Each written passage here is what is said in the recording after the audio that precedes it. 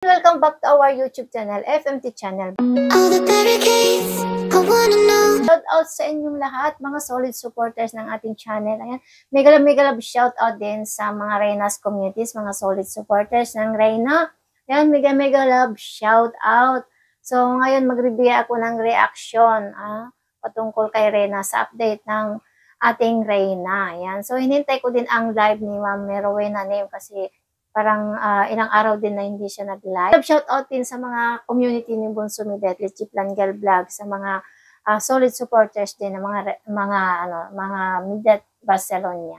Mega love shout out sa inyo. Candy Tita 1M, salamat po sa inyong mga pagmamalasakit. At ayan, marami pong nagtatanong kung sa kabila ng lahat po ba ay tuloy pa po ba ang gamutan ni Reyna. Ayan, ito po yung kasagutan. Sasabihin ko sa inyo isa-isa po ayon po sa ating kaalaman at ayon po sa update ng ating mga big time sponsors, no? Ayan, para sa akin kasi napakalaga po ang bawat sponsor at syempre lalo na po sa mga tunay na mga big time sponsor ni Reyna, kaya saludo pa rin ako sa inyo hanggang ngayon. So, kasi po hindi naman po natin magagawa ang lahat ng ito kung wala po yung ating tunay na mga big time sponsor. Hindi natin magagawa yung mga nagawang project, ayan, like yung pabahay ni Reyna. Hindi natin magagawa kung wala sila po. Kaya malaking papasalamat natin sa mga supporters at sponsor ni Reyna. Ayan. Kaya irespeto po natin sana ang kanilang mga desisyon din at mga kumbaga kanilang mga opinion. Kaya kasi kung wala po sila ay malayo po tayo sa katotohanan, no? Yes, tama po. Ayan.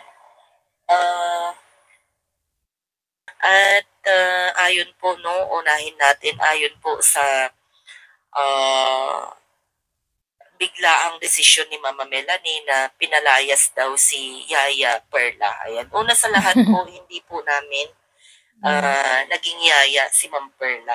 Ayan. Yan po ay hindi rin siya voluntaryo. Kumbaga ay kami po ng Reyna's community, 10 ng mga iba-ibang sponsors ang pumili kay Perla's Vlog. Ayan, kay Ma'am Perla. Hindi po yaya. Ayan, sorry kay Ma'am Perla na tinatawag kang yaya, pero wala po sa vocabulary namin na maging yaya ka ni Reyna. Salamat at naging parte ka sa pag-alaga kay Reyna. Perla is, I think so, isa din siyang sponsor. Yan, so naging parte din kay Reyna. Yan, so nag-alaga lang na time at pinili ng mga supporters na si Ma'am Perla ay mag-aalaga po siya. Yan, so yan na naman tayo kasi. Talagang pinagsasabog mo kami ng Reyna's community. Hindi po mangyayari yan. Dahil may utak kami, may puso't damdamin kami na hindi po katulad ninyo dyan sa Kalingap na puro kabastusan, kamaluruhaan at walang utak, no? Kaya nga. Ayan. Ayan mo lang, si Direct Noisa is talagang wala na siyang may content na iba kundi makialam doon sa mga ibang beneficiary ng umaalis kanyan. Siya yung nakikialam. Ayan, siya lang nakikialam talaga. Ayan si Direct Noelsa. Yan yung trabaho niya at pinagkakitaan niya, ang pagbabalahura. Di po ba? Ganun po. Ayan. Kung yung sinasabi ninyo na mag-aaway kami niyan, hindi ko po linya yung mga away ng tao. Ako lang yung inaaway. Yun yung kasi, si Bubil kasi parang nag-against sa isa sa kanila. Kaya parang pinag-aaway na eh.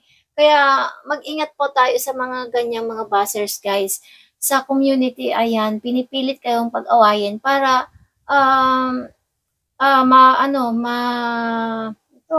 mag-away-away yung community. Ayan. So, huwag tayong patitinag sa kanila. Huwag tayong maniwala sa mga sinasabi nila. Ayan. So, pinag-aaway yung dalawa na hindi naman nag-aaway. Di po ba? Una sa lahat, syempre, dito tayo sa gamutan ni Reyna. Dapat, okay. Nakausap po natin at nag-message po sa atin ang ating pinaka-big time sponsor pagdating po sa gamutan ni Reyna. Ay bibisitahin po niya si Reyna at tuloy po ang pagpapagamot sa ating dalaga. So, yun po yung good news, no?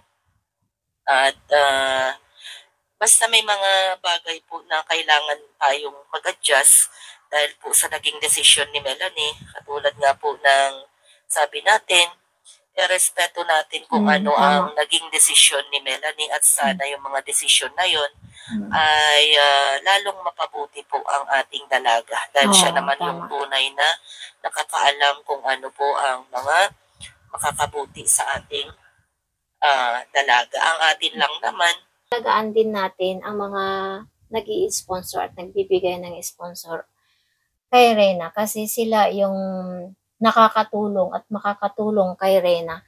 So, alagaan din natin sila. Papasalamatan. Ayan. So, sana hindi sila magsawa na tumulong kay Reyna.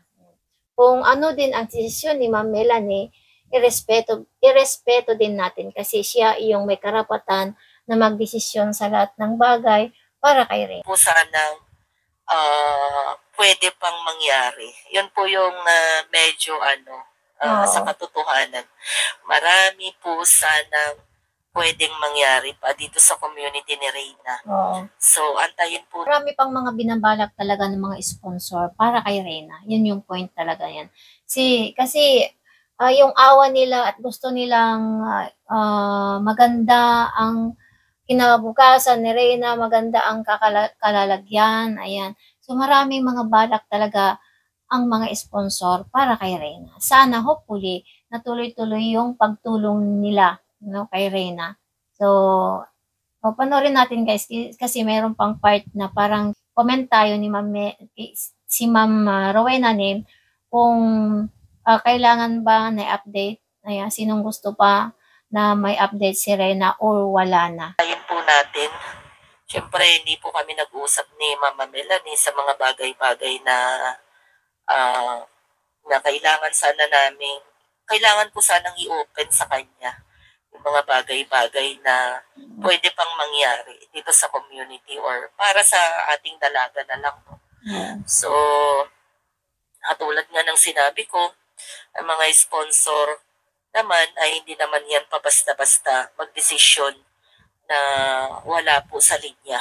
Kaya kailangan po talaga ay nasa linyahan yung mga bagay or yung mga bagay na pwede pang mangyari dito sa buhay ni Reyna sana. Para katulad ng pabahay, may pinatunguhan. Although ang pabahay ay wala na daw tao dahil na si Perla ay umuwi na, at itong si Baklan Welsa na sinasabi na sariling update ko lang po ang aking para sa akin or pansarili lamang. Excuse me, Baklan Welsa. Apakabubo mo talaga. Bubo talaga yan eh.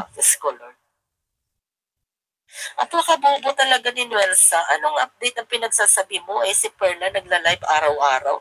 Nakita ka ba na mayroon akong may pinost ako na hindi nga ako magkanda-ugaga, Welsa bakla sa mga ano lang yan, panira lang talaga yan sa yung Ma'am Rowena Nim. Yan ang totoo. Gumagawa sila ng panira na hindi naman totoo. Yan hearsay nila, no? Diba? Tignan nyo guys. Sinasabi niya na kumukuha daw ng mga video kay Ma'am Perla, ganito, ganyan. Pero wala naman ina-upload si Ma'am Rowena Nim na gano'n. Di po ba? Kaya dyan pa lang ay sinisiraan talaga si Ma'am Rowena Nim at sa mga community. Yung ko kay Reyna, hindi nga ako makapag-upload sa mga videos ko kay Reyna nung mga panahon na nandun ako.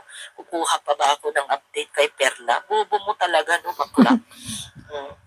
Akala mo kung makapagsalita ito, pagsasabungin kami ng Reyna's community. Tago talaga yan. Awayin man ako ng maraming tao, hindi ako katulad ng iba na mga away. Diyos ko, Lord. Alam nyo guys, yung mga ibang mga sponsor, gusto nilang talaga makikita si Reyna.